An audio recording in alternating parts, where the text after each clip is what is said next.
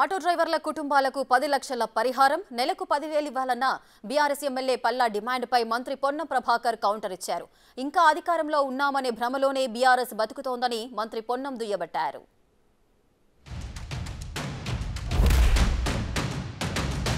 ఖచ్చితంగా ఎవరైతే ఇవాళ ఆటో డ్రైవర్లు ఉన్నారో 3 డిమాండ్లు మేము ఖచ్చితంగా పెడుతున్నాం.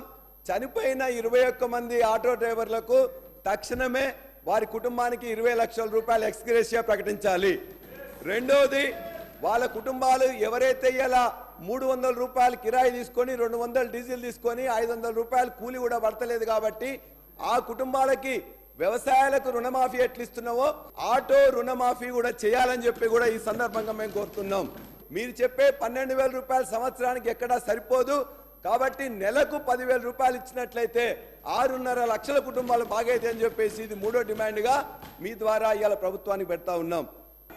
అధ్యక్ష, వారింకా పల్లా రాజేశ్వర రెడ్డి గారు గౌరవ సభ్యులు, అధికారంలో ఉన్నాము, మేము ఏం చెప్తే మీరు వినాలి అనేటువంటి సైకాలజీ ఫీలింగ్లో ఆ పక్షాన్ని ఉన్నటువంటి దయచేసి మార్చుకోండి, మైండ్ సెట్ మార్చుకోండి.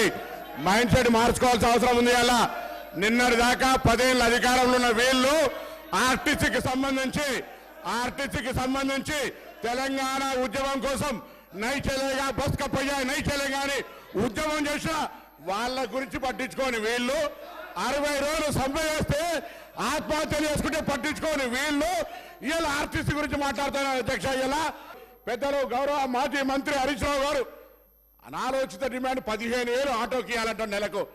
మీరేమిచ్చారు? 1000 రూపాయలని ఇచ్చిందా?